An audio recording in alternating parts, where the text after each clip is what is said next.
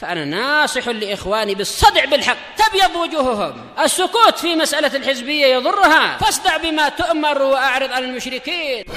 سلامي على دماج ورجالها والشيخ يحيى ودار العلم يا سعد بانيها. بسم الله الرحمن الرحيم. الحمد لله والصلاة والسلام على رسول الله وعلى آله وصحبه ومن والاه. قال المؤلف رحمه الله: وأما الدليل العقلي على بطلان احتجاج العاصي بالقدر على معصية الله أن نقول له. Adapun dalil secara akal atas batilnya berhujjahnya pelaku maksiat dengan takdir untuk kemaksiatannya kepada Allah Subhanahu wa taala,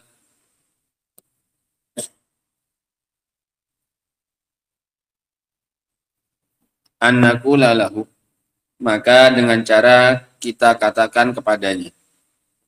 Ini dalil secara akal atas batilnya berhujjah dengan takdir untuk perbuatan maksiat. Malladzi a'lamaka bi anna Allah qaddara laka an ta'siyahu qabla an ta'siyah. Apa ilmumu? Bagaimana engkau tahu bahwasanya Allah Subhanahu wa taala menakdirkan untukmu untuk memaksiatinya sebelum engkau memaksiatinya? Sebelum engkau memaksiati Allah, apakah engkau tahu bahwasanya Allah menakdirkanmu untuk memaksiati Dia? Jawabannya apa? Jawabannya apa? Hah? Jawabannya apa? Tahu atau tidak tahu? Tidak tahu. Paham pertanyaannya ya? Apakah kamu tahu bahwasanya Allah Subhanahu wa taala menakdirkan untukmu melakukan kemaksiatan sebelum kamu melakukan kemaksiatan itu? Sebelum kamu melakukan kemaksiatan itu, apakah kamu tahu bahwasanya Allah akan menakdirkanmu untuk melakukan maksiat? Jawabannya jelas. Jawabannya jelas. Tidak tahu. Fa nahnu jami'an la na'lamu ma qaddarallah illa ba'da an yaqa. Maka kita semua tidak mengetahui apa yang Allah takdirkan kecuali setelah itu terjadi. Baru kita tahu kan. Amma qabla an yaqa, adapun sebelum itu terjadi, fala nadri madza yuradu bina. Maka kita tidak tahu apa yang diinginkan untuk kita. Iya kan? Sebelum terjadi kan kita nggak tahu apa yang Allah inginkan untuk terjadi pada diri kita.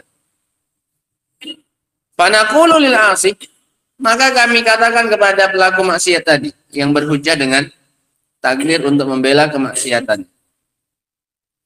Hal indaka ilmun qabla an tumarisal ma'siyah annallaha qaddara lakal ma'siyah.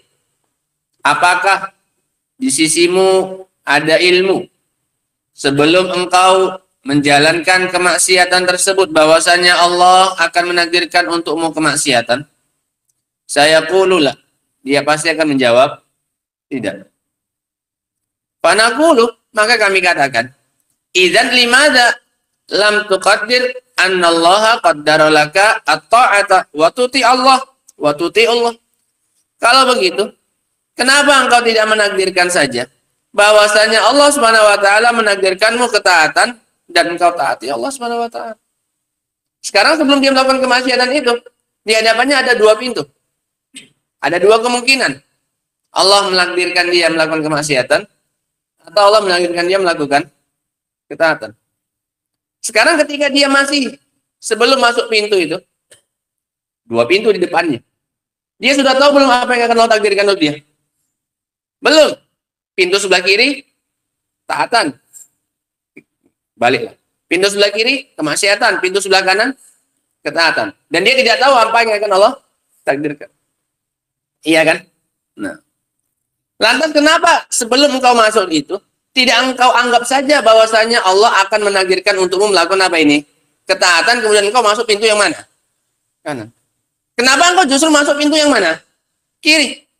Baru kemudian setelah masuk, baru engkau jadikan takdir itu sebagai apa? Sementara kamu sendiri saja tidak tahu tadi sebelum masuk pintu apa yang Allah takdirkan. Paham cara membantahnya ya? Nah, kenapa nggak dibalik saja? Kenapa nggak kau bilang bahwasanya Allah ini akan menakdirkan untukku melakukan apa ini? Ketaatan. Kemudian kau masuk dari pintu ketaatan tadi. Nah, fal babu amamaka maftuh. Pintunya di depanmu terbuka. Sebelum melakukan itu, dua-duanya terbuka tidak? Dia kan nggak tahu yang mana.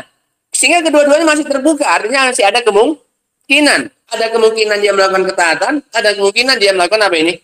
Kemaksiatan. Falimada lam tadkhul minal babil ladzi tarahu maslahatan lak. Lantas kenapa engkau tidak mau masuk dari pintu yang engkau anggap itu adalah kemaslahatan untukmu? Yaitu pintu apa ini? Pintu taat. Li'annaka ta'lam, li'annaka la ta'lam ma qudira lak. Jawabannya adalah karena engkau tidak tahu apa yang akan Allah apa ya? Takdirkan. Sehingga bagaimana mungkin kamu setelah masuk baru berhujjah? Harusnya kamu kalau mau kayak gitu sebelum masuk sudah punya apa ini? Alasan. Kenapa kamu masuk dari pintu apa? Pintu itu. Nah, wahtijajul insan bihujjatin ala amrin fa'alahu qabla an tataqaddam hujjatuhu ala fi'lihi ihtijajun batil. Berhujjahnya seseorang dengan sebuah hujjah atas suatu perkara yang telah dia lakukan sebelum maju hujahnya. Ini hujahnya baru muncul kapan ini? Belakangan atau di depan? Hah? Belakangan setelah dia melakukan apa? Perbuatan kan baru dia tahu kan. Oh ini takdir Allah ternyata menakdirkan untuk melakukan apa? Masih. Sehingga hujahnya kapan datang? Belakangan. Maka kata beliau, berhujahnya seseorang dengan suatu hujah untuk suatu perkara yang telah dia lakukan sebelum maju terlebih dahulu apanya? Hujahnya. Ini berhujah dengan cara yang batil. Li'annal hujjah la budda tariqan yamshi bihil insan. Dikarenakan yang namanya hujah itu adalah harus dia itu merupakan jalan yang seseorang berjalan di atasnya. Dijadikan sebagai sandaran. Ada dulu jalannya baru dia bisa apa? Berjalan. Artinya ada dulu hujahnya baru dia berbuat. Lah ini dia berbuat dulu baru muncul apanya? Baru muncul hujahnya kan? Nah, dia berhujah dengan takdir. Takdirnya kapan terjadi? Kapan dia tahu takdirnya itu? Setelah atau sebelum melakukan? Setelah melakukan. Lah kok bisa dia melakukan dulu sementara tadi awalnya dia belum tahu apanya? Hujahnya. Nah kan sebelum melakukan belum tahu hujahnya dia kan? Dia kan belum tahu apa yang akan Allah takdirkan, ketaatan atau apa ini. Sementara dia pilih apa ini. Sehingga ketika dia memilih kemaksiatan ini sudah punya landasan belum dia? Ketika mau masuk ini udah punya dasar belum dia? Belum, takdirnya kan belum muncul. Baru setelah dia lakukan baru muncul apanya? Hujahnya salah kaprah. Harusnya hujah itu adalah landasannya. Kamu bikin jalannya dulu baru kamu bisa apa? Berjalan dia ada dulu hujahnya, ada dulu takdirnya maunya. Kamu tahu dulu memang takdirnya Allah itu kemaksiatan, baru kamu bisa apa? Berhujah. Kalau itu, oh iya aku udah tahu ini takdirnya Allah ini pasti kemaksiatan. Ya udah aku masuk aja pintu kiri ini. Kalau kamu sudah apa? Tahu. Paham ya? Paham? Sekarang pelaku maksiat ini yang berhujah dengan takdir ini, hujahnya kapan baru datang? Pegangan dia itu kan kapan? Belakangan, setelah melakukan baru muncul. Seharusnya yang namanya hujah itu munculnya kapan? Dipegangi dulu sebelum apa? Sebelum berbuat, sebelum melakukan. Paham ya? Ini secara akalnya. Lah bagaimana mungkin kamu bisa melakukan dulu baru kamu ambil ke sana apanya? Hujah. Lah, salah. Kenapa nggak kamu buat sebaliknya saja? Oh, ini mungkin Allah mau menakdirkan aku apa ini? Ketaatan lah.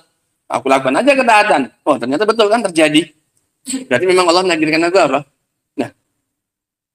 Nah. Inna dalila yataqaddam al-madlul. Karena yang namanya dalil itu harus maju mendahului apa? Madlul. Madlul itu yang mau ditunjukkan. Ada dalil. Dalil ini kan petunjuk.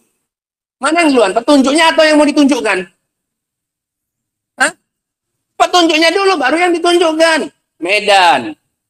Duluan petunjuknya, baru yang ditunjukkan, atau medannya dulu, baru ini medan. Nggak ada gunanya. Kenapa? Ya kebetulan kamu pas sampai. Kalau nggak sampai situ. Sehingga sebelum nyampe medan sudah ada apanya?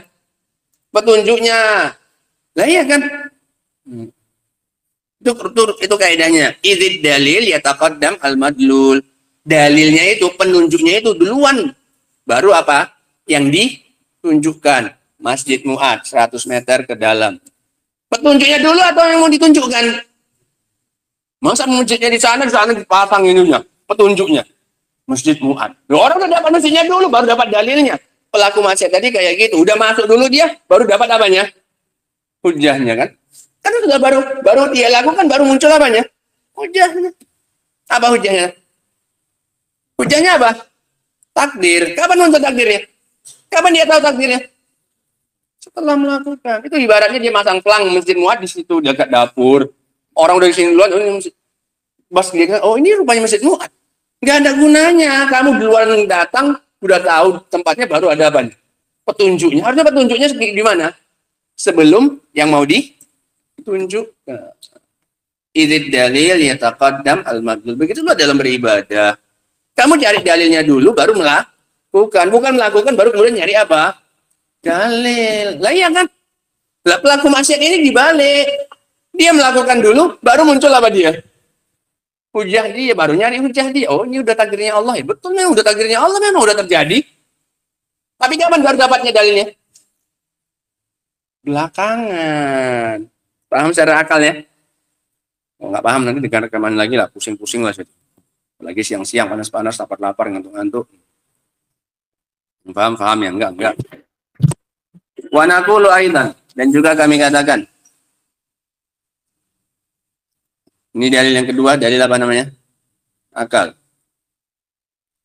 Alasta lau dzukira laka anna apa lamkah ini?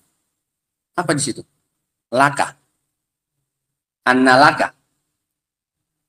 Hah? Apa bacaannya maksud anna? Anna lamkah. Hah? Anna lamik kata. Gimana lamik kata? Mana? Kok lami, kok kan bisa katakan bilang kasroh itu mana? Mana?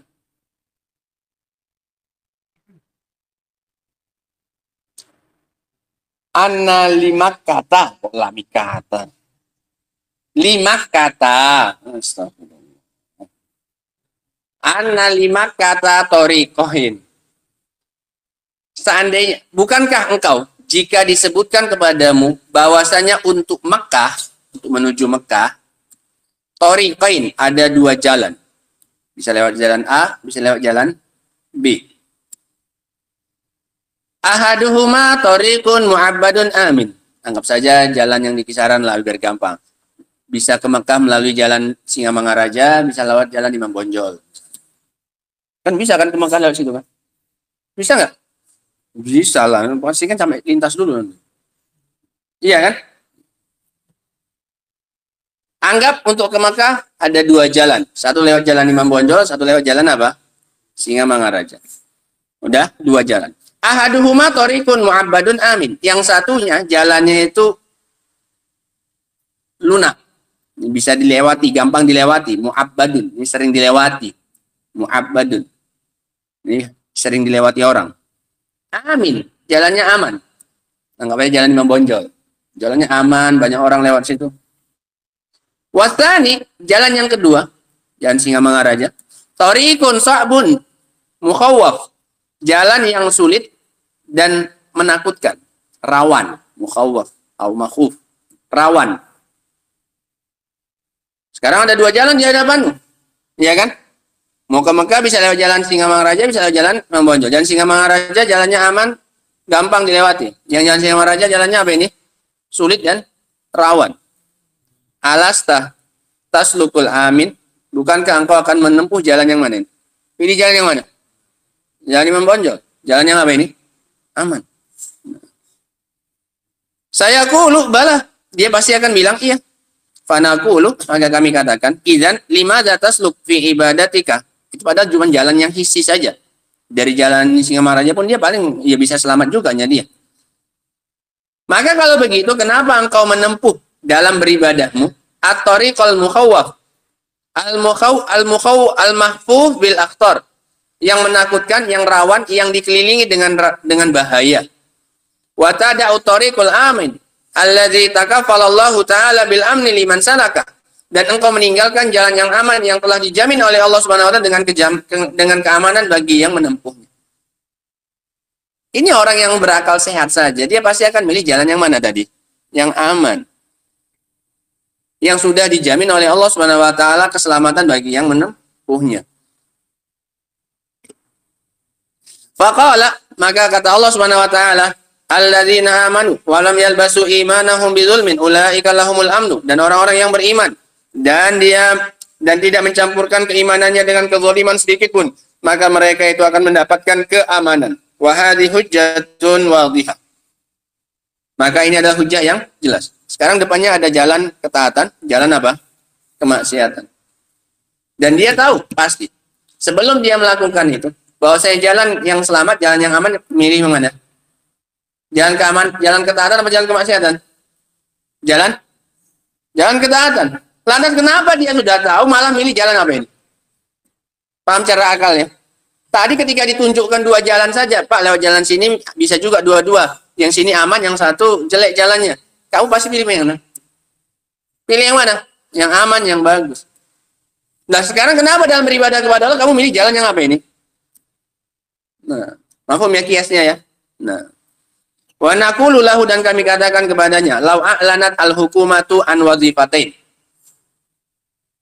Sekarang penguasa, pemerintah mengumumkan ada dua lowongan kerja, wazifah, dua pekerjaan. Ini dua lowongan kerja. Ihdahuma al-murattaba bil murattaba au bil martaba al-aliyah. Yang satu dengan gaji yang tinggi, wasaniya bil martabati sufla. Yang satu dengan pangkat yang rendah. Yang satu jadi manajer, yang satu jadi office boy. Apa office boy? Jadi apa?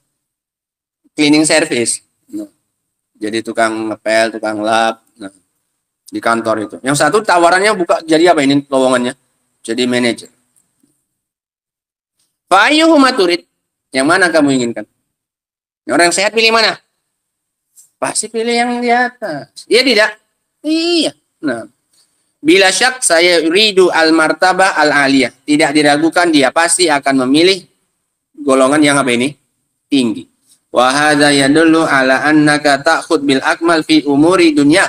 Ini menunjukkan bahwasanya kamu pasti akan mengambil perkara yang paling sempurna dalam urusan duniamu.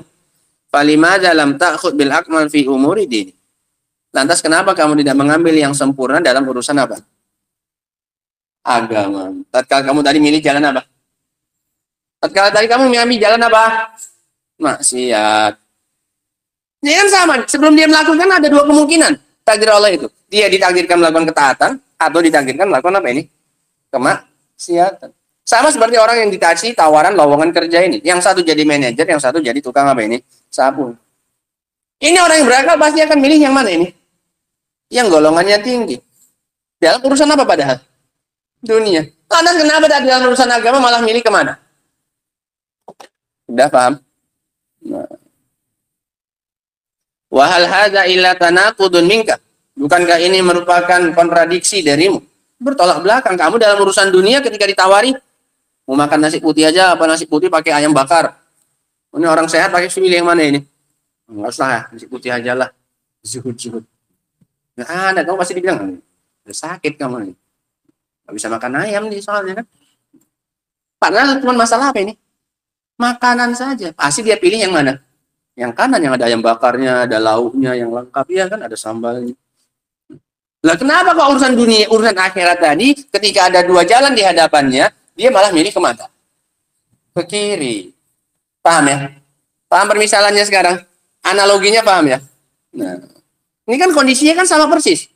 Dia belum tahu di depannya ada dua tawaran. Dan dia belum tahu kan mana yang ditakdirkan untuk dia. Dia ditakdirkan melakukan ketaatan atau ditakdirkan melakukan apa ini? Kemaksiatan. Ternyata dia memilih apa ini? Kemaksiatan. Kemudian baru dapat apanya? Hujahnya di dalam sana. Allah musta'an. Wa bihadza yatabayyanu annahu la wajha abadan. Maka dari sini dengan ini jelaslah bahwasanya tidak ada sisinya sama sekali, sisi kebenarannya. Lihtijajil 'asi bil qadari ala maksiatillahi azza wajal. Atas berhujahnya pelaku maksiat dengan takdir Allah Subhanahu wa taala, untuk berhujahnya pelaku maksiat dengan takdir atas kemaksiatannya kepada Allah azza wajal. Sehingga selesai kita dengan dalil syar'inya, kemudian dalil aklinya. Nah, wallahu taala alam bisawab. Sehingga selesai ya pembahasan tentang takdir. Ini selesai. Nah, wallahu taala alam bisawab. Murajaah ya, ini pembahasan yang penting. Banyak pembahasan yang kita lewati dan pembahasan-pembahasan yang bagus selama membahas tentang takdir ini. Nah, masalah kemarin juga itu penting, masalah kenapa Allah menakdirkan yang jelek-jelek padahal dia sendiri tidak apa ini? Padahal dia sendiri tidak menyukainya, tidak mencintainya. Tapi tetap Allah apa ini? Allah takdirkan, Allah ciptakan. Nah, wallahu taala alam bisawab. Ada lanjutannya insyaallah taala akan kita baca pada pertemuan berikutnya insyaallah. Wa akhiru da'wana alhamdulillahirabbil alamin. Subhanaka wa bihamdika asyhadu an la ilaha illa anta astaghfiruka wa atubu ilaik. Walhamdulillahirabbil alamin.